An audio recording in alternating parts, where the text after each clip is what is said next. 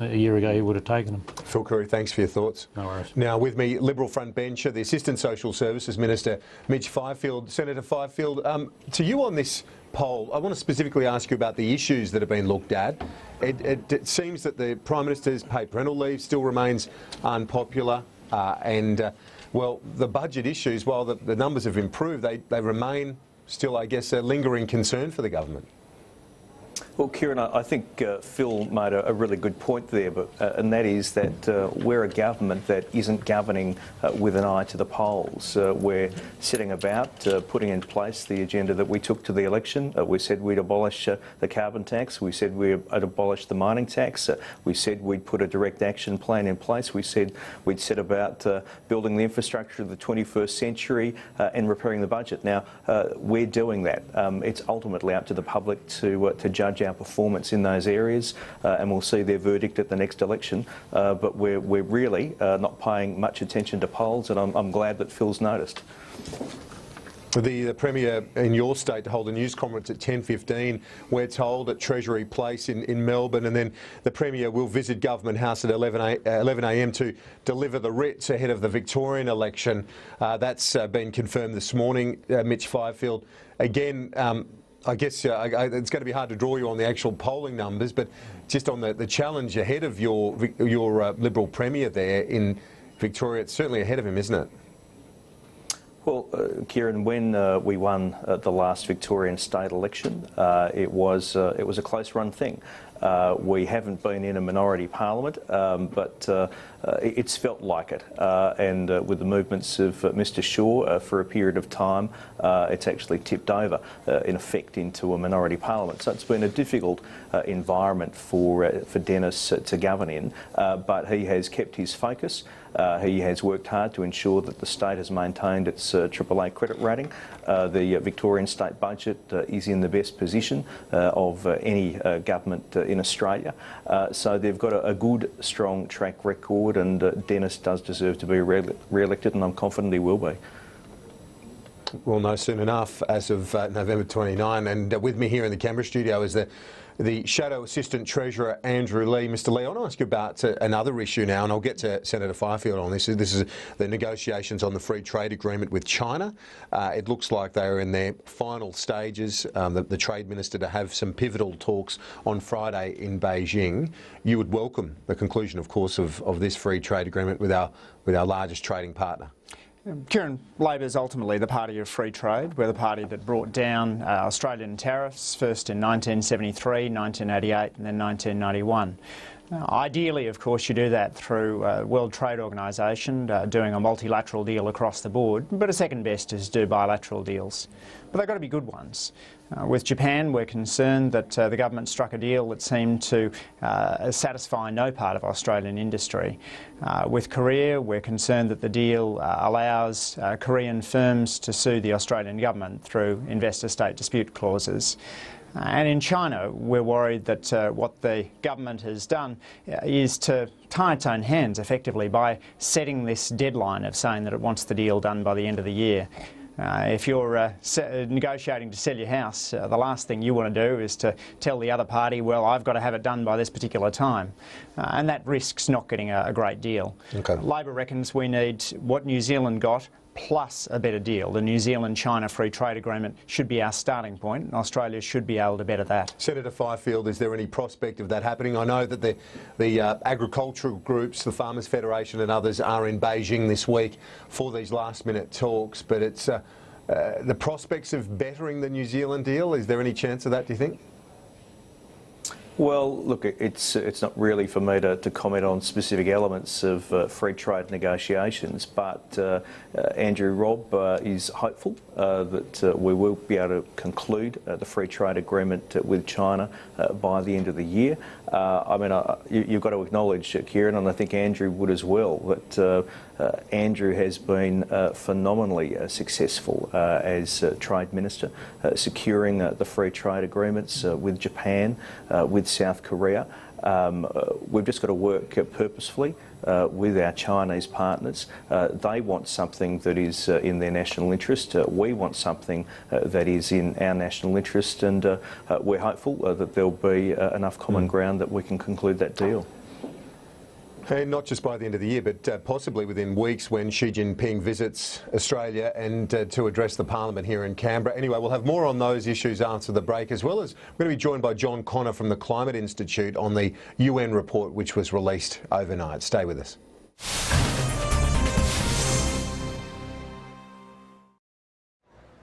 To be a trader, you need that spark inside. The courage, vision,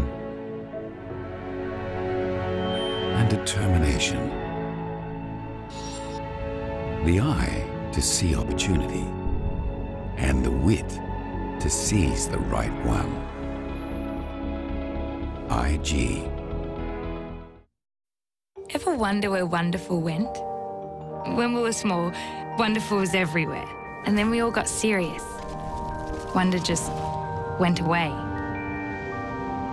That decides it. We'll bring wonderful back. We'll slither on sparkling dresses and spritz ourselves in Parisian scent. Find impossibly high heels and bags small enough for a mouse. Wonderful's waiting. So let's just go out and find it. It's time to make your debut in the Volvo S60R design. With $3,000 free fuel and up to 3 years free scheduled servicing. Hurry, stock is limited. Visit your Volvo dealer today. The trouble with big banks is you never talk to the same person twice. But at BOQ, you can talk to one person who really gets to know you. So ask us about our ClearPath home loan. You'll get the BOQ personal service our customers love, your own on-demand manager to answer your call anytime, any day. No application fee or hidden fees, plus this great low rate. It's a home loan reserved for special customers. That'd be you. It's possible to love a bank. Let us prove it.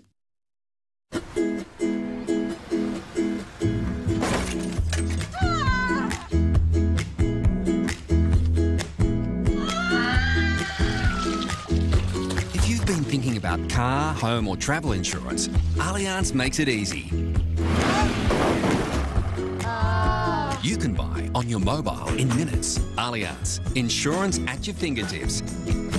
Anywhere, anytime. Because life's full of moments.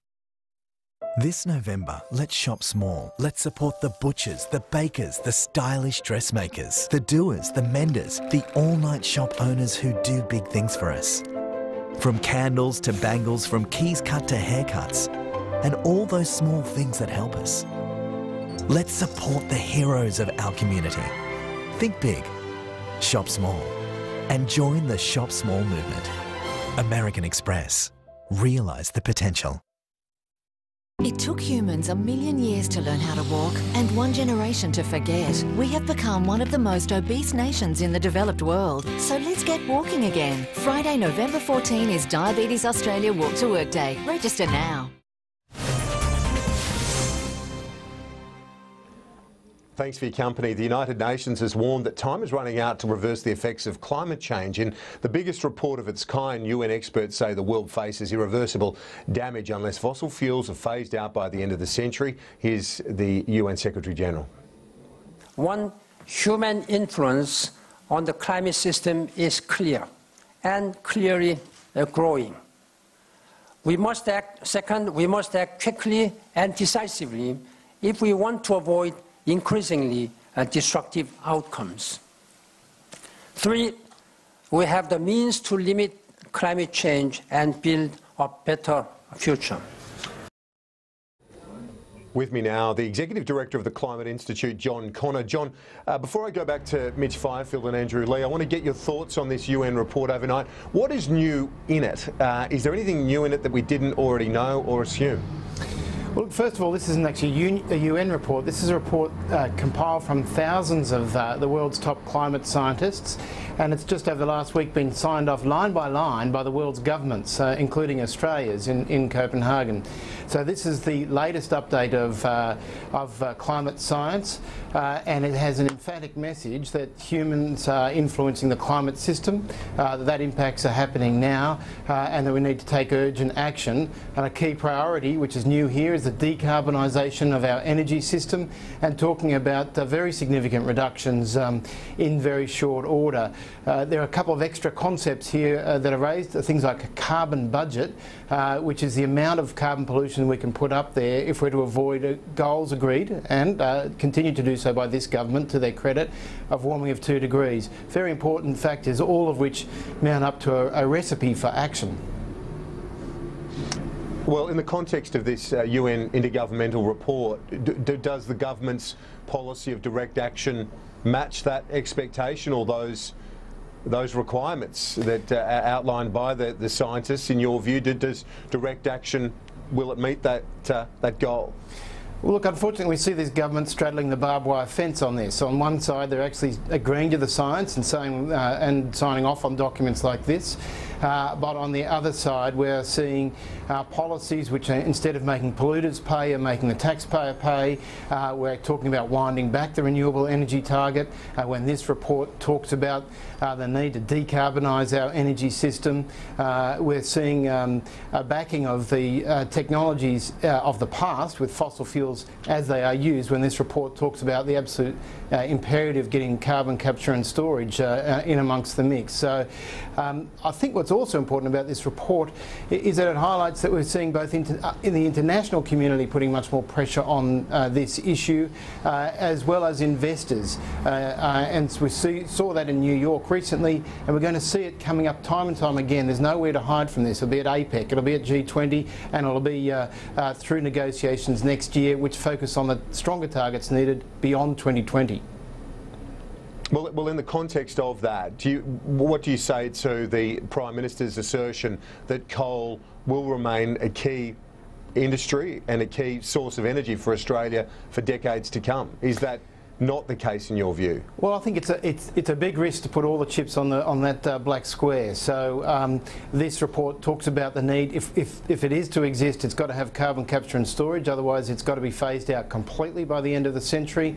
It talks about targets for non-fossil fuel, for clean and low carbon energy, to go from 30% now to about 80% by 2050. So it's a high risk approach to back fossil fuels in the way in which the Prime Minister has, and I don't think it's sustainable, particularly when we see the international community, we see Chinese recognising, and it's included in this and other recent reports, that the air pollution that's coming from their coal-fired power stations and industry is costing 10% of GDP.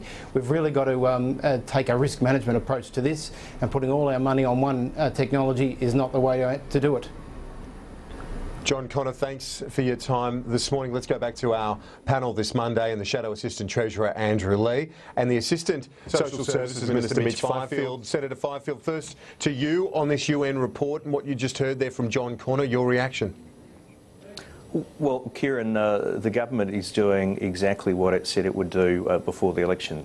We said that we were committed to a 5% reduction in emissions over 2000 levels by 2020. That is our commitment. We said that we would abolish the carbon tax because we thought that that was penalising unnecessarily Australian businesses and families, and not necessarily for any decent environmental outcome. And we said that we would put in place a direct action plan to help achieve that emissions reduction target, which is exactly what we've done. So we've been very clear. We laid out a plan, we've put it in place. What is completely unclear at the moment is what Labor's plan is for the future. We all accept that man does make a contribution to emissions and to global warming and climate change. We don't all accept it though, do we? There's quite a fair chunk of the coalition party room that doesn't. Well, I'm talking about both sides of politics and in their policies. We accept that, and we're all committed to a 5% reduction in emissions. Where we differ is on what is the best way to achieve that. We have a plan on that. Labor don't. Yeah, well, that's the point, isn't it? And the government not only has a plan, they've been able to get it through the parliament fairly swiftly. And the Environment Minister, who is obviously committed to this issue and believes that Australia should do its bit, he thinks it will work, and not only that, thinks it might even achieve more than the 5% reduction. Well, if he does, he's be just about the only one, Kieran. I mean, I don't think there's a single credible economist that believes that a pay the polluter scheme will get us there. The Global Green Economy Index just ranked Australia last out of 60 countries for leadership on climate change, because we're the only country in the world that's scrapped a carbon price at a time in which other countries are moving towards pricing carbon pollution. So you've got us falling from top 4 for places to invest in renewable energy down to 10th. But is this because economists are spooked by the campaign or the lobby around environmental issues, that they don't want to be seen or argued as climate deniers if they say that anything other than a carbon price should be adopted? Because, as I say, Mr Hunt is adamant that this is going to work. Why don't you think it will work? Simply, Kieran, specifics. Simply, Kieran, paying people in the hope that they will reduce emissions is far less efficient than putting a price on carbon pollution. It's an across-the-board approach, standard textbook tax reform. And what an emissions trading scheme with household assistance does is it gets you least cost abatement. What Greg Hunt won't tell you is that his scheme is effectively a carbon tax. As Milton Friedman said, to spend is to tax. As he spends to polluters, he has to tax households, and for every tonne of carbon that he takes out of the atmosphere, the cost is going to be far higher than it would be under an emissions trading scheme. Reputex says that he'll get, at best, a fifth of the way to meeting those emissions reductions targets. The time for childish things has passed, Kieran. We need to take serious action on climate change. Australia, as the highest emitter per head in the developed world, needs the most efficient and effective way of tackling carbon pollution. That's an emissions trading scheme. Let's finish now. Only a minute or so left, but Mitch Fifield, to you on the speculation that continues around again this morning that the Federal Police are going to be the lead agency in a new Homeland Security Department. It's not the first we've heard of this sort of speculation, but it seems this is very much the direction the Prime Minister is heading, with Scott Morrison likely to take over that position. Well, Kieran, there is a review underway of our domestic security arrangements. That review hasn't been completed. Any decisions that are taken in relation to that will only happen after the review is completed. But let me make clear, there have been no decisions taken as yet to alter domestic security arrangements, but there is a review taking place. Okay, Mitch Fifield, we'll wrap it up there. Andrew Leigh, any final comments on that? I guess to this point, Labor has largely been on a unity ticket with the government. What is your view on this idea of a broader Homeland Security Department? Do you think it makes sense? Look, we're always open to sensible proposals from the government, Kieran, but certainly this does look a lot like a Scott Morrison land grab for his colleagues' portfolios.